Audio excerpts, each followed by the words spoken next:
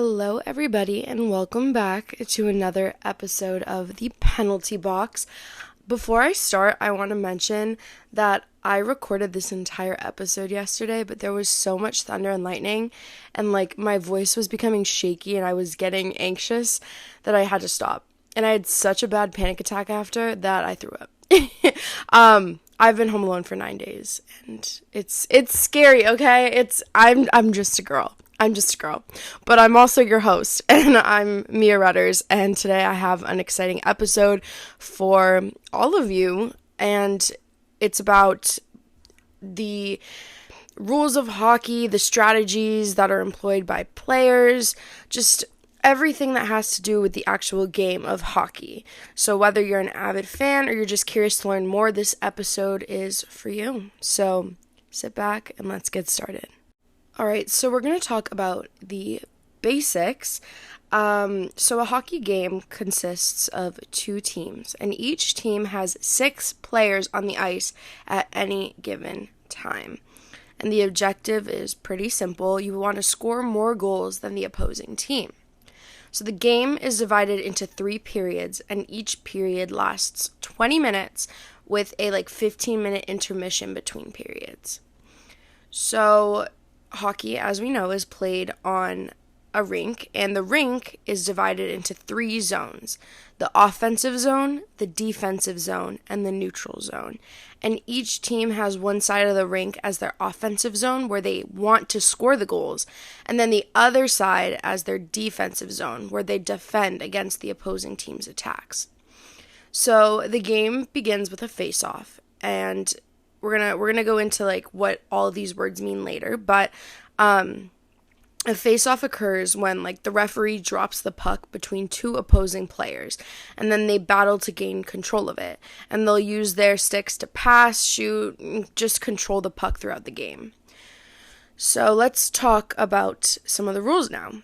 Hockey, as we know, is a very physical sport, but there are a lot of regulations in place to ensure fair play. For example, players can't use their hands to touch the puck except for the goaltender, who can use their hands within their designated area, which is known as the crease, to stop the puck from entering the net. The game is governed by penalties, which are imposed on players for infractions like tripping, slashing, roughing, those types of things. And when a player commits a penalty, they are sent to the penalty box. Unfortunately, not this podcast, but they're sent to the penalty box for a designated amount of time. And while they're in that box, their team has to play without them, which means they're playing with one less player. And then because of this, it creates this power play situation for the opposing team, which gives them an advantage. All right, now we're going to talk about some of the strategies that are employed by teams during a hockey game. And one of those key strategies is called forechecking, and this involves pressuring the opposing team in their defensive zone to kind of disrupt their plays and regain control of the puck. Another important strategy is called back-checking, and this is where players rush back to their defensive zone to prevent the opposing team from scoring during a counterattack. The game is super fast-paced, and because of that, it requires amazing teamwork, communication, and skill. All these players, they have to have good skating abilities, stick handling abilities, and accurate shooting to, excel in the game. And I want to give a little shout out to the goalies, our goaltenders, because they don't get enough credit, and they play such a crucial role in preventing goals. And, they got to be agile and have amazing reflexes and know where to position themselves to make these saves. And shout out to all the goalies. I'm sorry that people don't give you the credit you deserve. All right, another crucial part of hockey is line changes. And this is when, during the game, teams will substitute players on the ice to maintain fresh legs and strategic matchups, and the coaches will carefully plan these changes to optimize their team's performances. Now, finally, we're going to talk about overtime and shootouts. If the game is tied at the end of regulation time, an extra period called overtime is played. And in the regular season, this period is only 5 minutes long, and if no team scores, the game is just it ends in a tie. But in playoff season, overtime periods will continue until a team scores to determine the winner. And let me tell you, the anxiety while you're watching during playoff season, it is through the roof, but it does not compare to anything else. It's amazing. All right, if you listen to that and you were like, Mia, I don't know any hockey terms. I'm very confused about what you're talking about. I'm going to give you some quick definitions of some really important hockey terms that you should know. And this is gonna seem very overwhelming at first. I get it. I understand. It's a lot, but you are just kind of getting a sneak peek, and when you begin watching the season, I'm talking to the new hockey fans, you will learn so quickly when you're actually watching the game. So we're going to start off super easy with the goal, and this is when the puck crosses the goal line and it enters the net, and this results in a point for the team that shot the puck.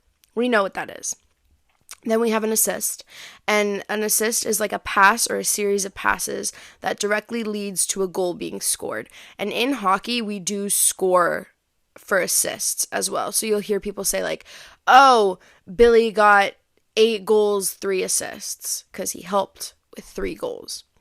Next up, we have the power play, and this is a situation in which one team has more players on the ice than the other team due to a penalty, and then this gives them an advantage because they have an extra player. Next up, we have the penalty kill, and when a team is short-handed due to a penalty, and they're just trying to prevent the opposing team from scoring, that's what a penalty kill is. Next up, we have, this one's kind of slangy, it's called a hat trick, and it's when a player scores 3 goals in a single game in a row. All right, offside time. So offside is a violation that occurs when a player enters the offensive zone, which is the area between the blue line and then the opponent's goal ahead of the puck. Then we have icing. This one, oh my God, if you are a female hockey fan and you mention you like hockey, any male will say, what's icing then? What's icing? Do you even know what icing is? So take notes. I'm going to teach you right now what icing is. Icing is a violation that occurs when a player shoots the puck from their own side of the red center line and it crosses the opponent's goal line without being touched by another player. So take notes. Then we have the face-off, which we talked about earlier, and it's the method of, restarting a play after a stoppage, and it's where the official drops the puck between 2 players, and then they try to gain possession. Next up, we have forechecking, and this is applying pressure on the opposing team in their defensive zone to disrupt their play and then regain possession of the puck.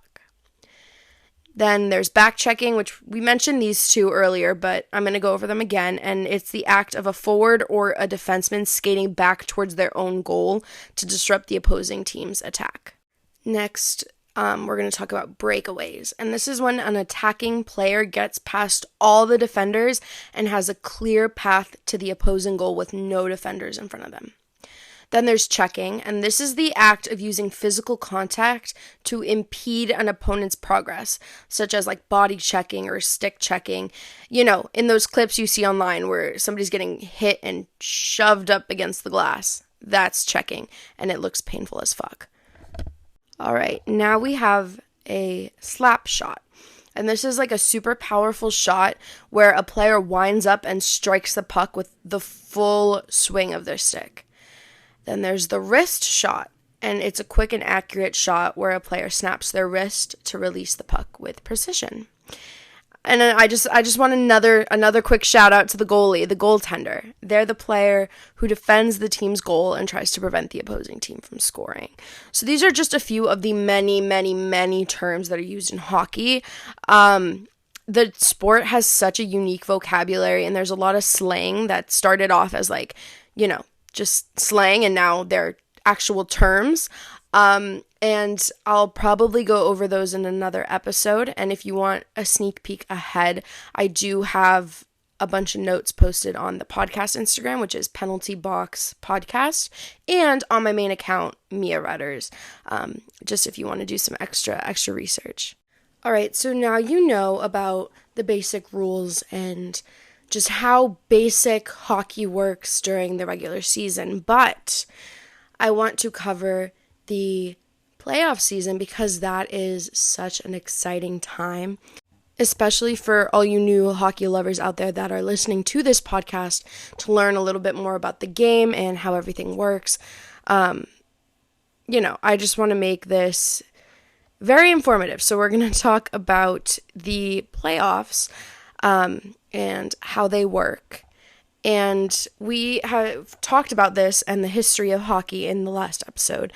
And we went over how in professional ice hockey leagues, after the regular season, there's something, they'll have like a championship at the end. But in the NHL, for example, they compete for the ultimate prize, which is the Stanley Cup.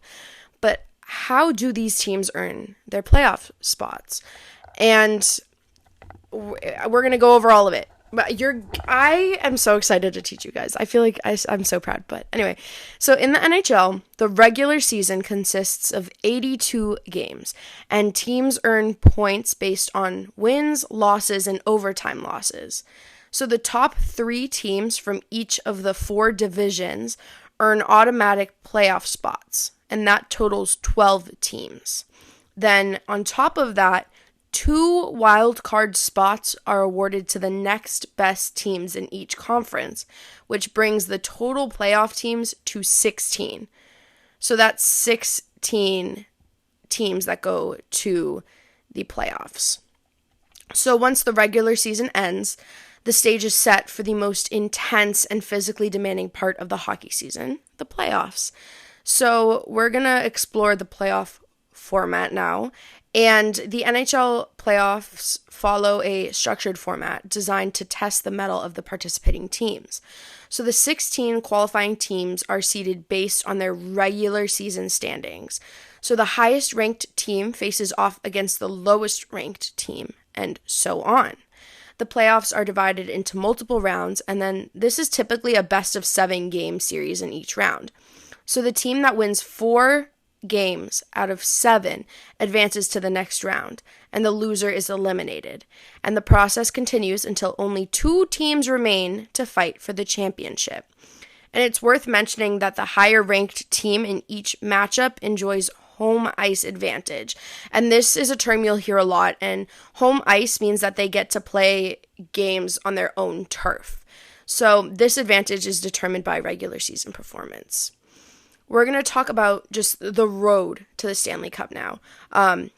We all know that the journey to the Stanley Cup is a grueling one, and it's filled with intense rivalries, memorable moments, incredible comebacks, and we're just going to explore the emotional roller coaster that is the playoffs. The playoffs are known for their unpredictable nature. From the nail-biting overtime thrillers to the epic Game 7 showdowns, every moment is crucial. The hockey world holds its breath as our favorite players battle it out, giving it their all for a chance to lift the Stanley Cup. And let's not forget about the tradition of playoff beards.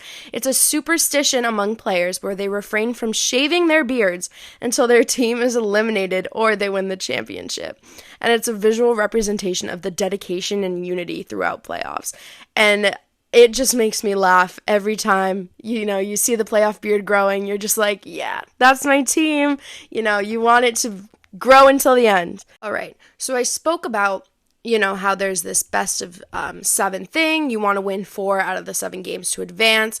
So let's just, for example, we're going to say the Devils, because that's my team. We're going to use them as an example for this. So say they won 4 out of the 7 games. They've moved on. They've moved through all the rounds, and they are at the final championship game against one other team. We'll say the Rangers because they're rivals. And this is the final game, the championship game. And whoever wins this game wins the Stanley Cup. I just want to reiterate really quick. This is, once again, just an example. This is not accurate. Anyway, so this last game, it features 2 teams, and they advance through the playoffs, representing the Eastern Conference and the Western Conference. So it couldn't really be like the Devils and the Rangers. I'm just using them because I'm being sarcastic and rude. But the teams compete, like I said, to get to that top spot.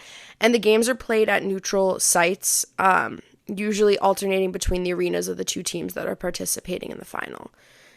So this last championship game, it consists of 3 periods. Each period lasts 20 minutes with intermissions between each period. If the game ends in a tie after regulation time, we know that there's a 20-minute sudden death overtime period that follows. And if no goal is scored during overtime, they'll add another overtime period. And they will continue to add overtime periods until one of the teams scores and wins the game. And this is kind of it's the same setup team-wise as regular season. Each team usually will have 6 players on the ice, and that involves 3 forwards, 2 defensemen, and then the goalie. And then the teams can make line changes throughout the game to keep the players fresh. The gameplay, same objective. You want to score more goals than the opposing team. Pretty much the same penalties. It's the same thing. The strategies are different in a way. Teams will employ, various strategies to outscore their opponents, and they'll use offensive tactics like cycling the puck, setting up plays, creating scoring opportunities, and defensively, teams focus on preventing goals through strong positioning, shot blocking, aggressive checking. The playoffs are known to be a lot more physical than games during the regular season. You'll see a lot of physicality. It gets rough. There are injuries. During the last playoff season, there was an incident with Jacob Trouba and Timo Meier where Jacob hit Timo in the face with a stick. I'm not sure if it's on accident or on purpose. I'm not going to comment, but it ended up breaking Timo Meier's nose, and he was laying on the ice, and honestly, a lot of people thought he was out. Out cold. It was a very, very scary moment for just fans around the world that were rooting for the Devils. Timo did get over this injury and handled it so maturely. I would have socked Trouba right in the face. He had to cut that out. Anyway, we're going to move on to celebrations. So if a team wins the championship game, there's a huge celebration on ice. Everyone rushes on the ice, and the players receive the Stanley Cup trophy, which is the oldest professional sports trophy in North America. We talked about this in the last episode, The History of Hockey. The players will take turns hoisting the cup, and the winning team members get these championship rings, and it's a big celebration. The families come on the ice, the wives, the husbands, the kids, everybody gets on the ice and celebrates, and it's truly heartwarming no matter who the team is, unless it's the New York Rangers. I'm so sorry. This is a Rangers hate account. I'm so sorry. But we're going to move on from the game and the rules of the game and all that to the off season, because that is what we are in right now. The off season refers to a period of time between the end of one season and the start of the next. And this is a very crucial phase for teams and players as they prepare for the upcoming season. So we're going to just talk about some key aspects of how the off season in hockey typically works. We're going to start with player contracts. So teams use the offseason to sign new players, re-sign existing players, or release and trade players. Contract negotiations will take place between teams and, the agents and representatives of players, and this process helps shape the team's roster for the next season. And this is huge. It hurts. It really hurts when you see players you love leave. We lost Miles Wood. And we also lost we lost other people, but Miles Wood, that stung. But we also gained some amazing people to our team and a lot of cool draftees, and that's actually the perfect way to go into the draft. The off season includes the NHL entry draft, and this is where teams select eligible amateur players to join their organization. The draft order is determined by the team's performance in the previous season, and the lowest ranked teams have the highest draft picks. So in simple terms, the worst teams get the best picks. That's why the Chicago Blackhawks got Connor Bedard this past draft, even though I really wish he said no and he didn't sign to them, but we're not going to get into that. Instead, we're going to talk about free agency. Players whose contracts have expired become unrestricted free agents, also known as UFAs, and they can sign with any team. Restricted free agents, which is an RFA, they can negotiate with other teams, but their current team has the right to match any offer and retain the player's services. Then we have training and development. And during the off-season, players focus on improving their skills, strength, and conditioning through individual training programs.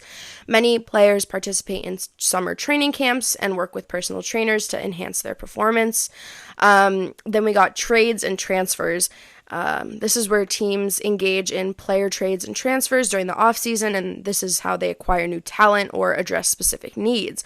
These transactions, they can involve player-to-player swaps or involve draft picks and other assets. And then we got the NHL preseason. This is not the postseason. This is after the postseason, but this is right before the regular season begins. Teams participate in a series of exhibition games that are known as preseason, and these games allow teams to evaluate new players, test line combinations, and fine-tune their strategies before the regular season starts. Another huge important thing about the off-season is the rest and recovery portion. The off-season provides players with an opportunity to rest and recover from the physical demands of the previous season. This rest period helps prevent injuries and allows players to recharge mentally and physically for the upcoming season. It's also important to note that specific details of the off-season can vary from league to league, and it can depend on factors like collective bargaining agreements, league rules, the overall schedule. But what we talked about is just like a general overview of how the off-season typically works in hockey. I want to thank you for tuning in to these past 2 episodes of The Penalty Box.